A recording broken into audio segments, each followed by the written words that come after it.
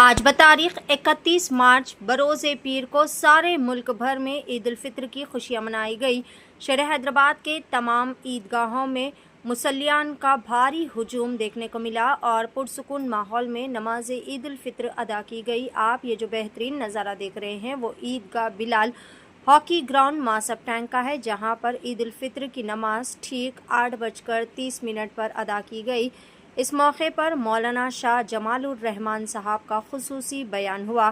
عید کی نماز مولانا مفتی تجمل صاحب نے پڑھائی۔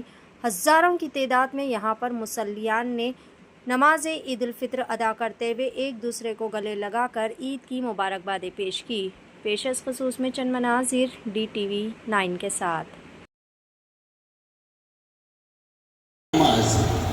جہری نماز ہے، 2 رکعت ادا کی جاتی ہیں، صرف فرق یہ ہے 6 تکبیرات کا اضافہ ہوتا ہے، 6 تکبیرات کا اضافہ ہوتا ہے، اور 6 تکبیرات پہلی رکعت میں بھی 3 تکبیر زائد ہوتے ہیں، دوسری رکعت میں بھی 3 تکبیر زائد ہوتے ہیں، اور صرف فرق یہ ہے کہ پہلی رکعت میں پہل ثنا کے ساتھ ہی 3 زائد تکبیرات ہوتے ہیں، اور پھر اس کے بعد سورہ فاتحہ اور ضم سورہ پڑھی جاتی ہے۔ دوسری رکعت میں پہلے قرات ہوتی ہے اور رکوع میں جانے سے پہلے 3 زائد تکبیرات کہی جاتی ہے۔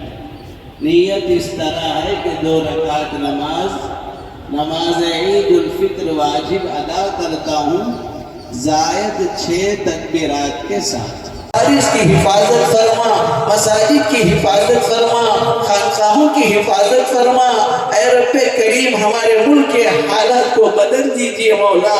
اے اللہ بدلنے والے اعمال نصیب فرما، بدلنے والے اسباب نصیب فرما۔ اے رب کریم غزہ کی سرزمین لہولہان ہو گئی، غزہ کی سرزمین لہولہان ہو گئی۔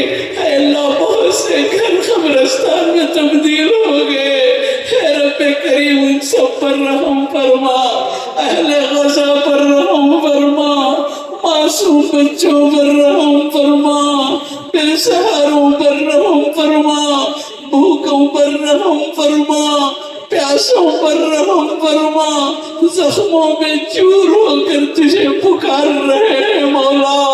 آسمان و زمین کے مولا، جنگ بدر میں مدد بھیجنے والے مولا، اللہ جنگ احزاب میں مدد کے بھیجنے والے اللہ، یقیناً ہم نے گناہ کر کے آپ کو ناراض کیا ہے۔ اے اللہ یہ پورا مجمع آپ کو منانے آیا ہے، میرے مولا آپ راضی ہو جائیے، اے اللہ آپ راضی ہو جائیے۔ اے اللہ جلد از جلد محلہ مسجد اقصی کی فتح کے فیصلے فرما، فلسطین کی آزادی کے فیصلے